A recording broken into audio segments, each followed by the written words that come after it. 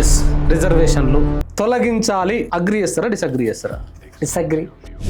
ఆందోళన వెనక IT cell, WhatsApp university, BJP, RSS ఉన్నాయి. అగ్రి.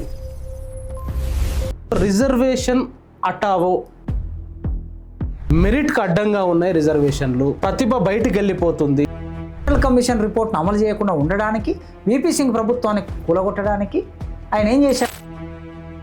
బాబ్రీ మసీద్ వరకు ఎన్టీ రామారావు బీసీలకి 40% రిజర్వేషన్ పెంచాలని ఒక నిర్ణయం తీసుకున్నప్పుడు గద్దరను రాశాడు, కటికోని కాళ్ళు మొక్కి కాలు దలకాయ తెస్తే పండుగింట్లో పీనుగెల్ల పండుగ మీన పండుగొచ్చే. మాకేమో కాళ్ళు దలకాయ, మీరేమో సప్ప మాంసం తింటున్నారు.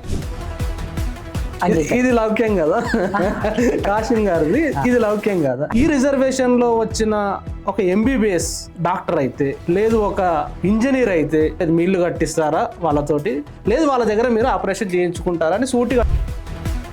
నా జూనియర్స్ తెలంగాణ పబ్లిక్ సర్వీస్ కమిషన్లోకి వెళ్ళి పేపర్లు దిద్దుతున్నారు, గ్రూప్ 1 పేపర్లు అవి. ఇప్పటి వరకు తెలంగాణ పబ్లిక్ సర్వీస్ కమిషన్లోకి నేను ఎంటర్ కాలేదు. సుప్రీంకోర్టు జడ్జీలు ఎవరున్నారండి ఇప్పుడు? ఆంధ్రప్రదేశ్ హైకోర్టు జడ్జీలు ఎవరున్నారండి? తెలంగాణ హైకోర్టు జడ్జీలు ఒకే ఒక్కడు దళిత కులం నుంచి వెళ్ళినటువంటి. రిజర్వేషన్లు ఉండాలి.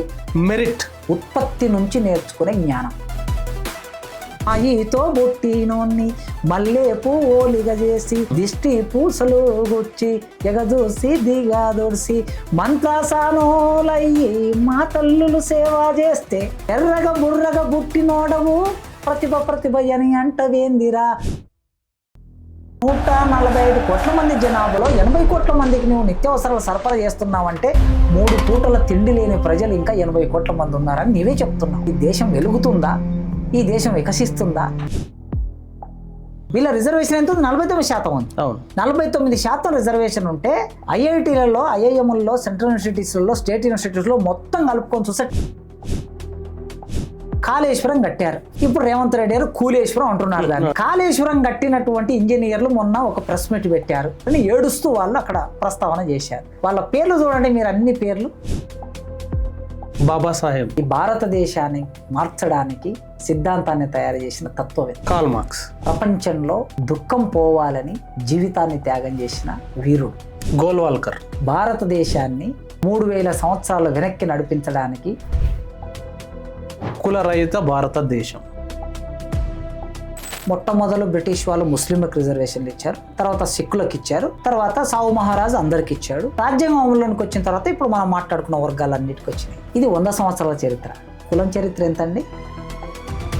మీరే ఇంటర్వ్యూలో చెప్పారు, ప్రతి ఒక్కరిని కులం వెంటాడుతుంది, వివక్ష వెంటాడుతుంది. ఇప్పుడు మీరే ఒక ప్రతిష్టాత్మక యూనివర్సిటీలో ఒక ప్రిన్సిపల్ గా ఉన్నారు. కాశీం గారిని అలాంటి వివక్ష వెంటాడలేదా? నా ప్రయాణంలో అడుగడుగున మీరు ఇప్పుడు ప్రొఫెసర్ కాదు, ఈ ఆందోళన చేస్తున్నారు, రిజర్వేషన్ హటావో ఆందోళన నాయకులు. వాళ్ళు చేస్తున్న ఆందోళనకు ఒక ప్రసంగం 2 నిమిషాలు ఇవ్వాలి, వాళ్ళకు కూడా నచ్చాలి. రిజర్వేషన్లు మా జన్మ హక్కు అనుకుంటోళ్లకు నచ్చాలి, రిజర్వేషన్లు వద్దు అనుకున్న వాళ్ళు కూడా దానికి కన్విన్స్ కావాలి.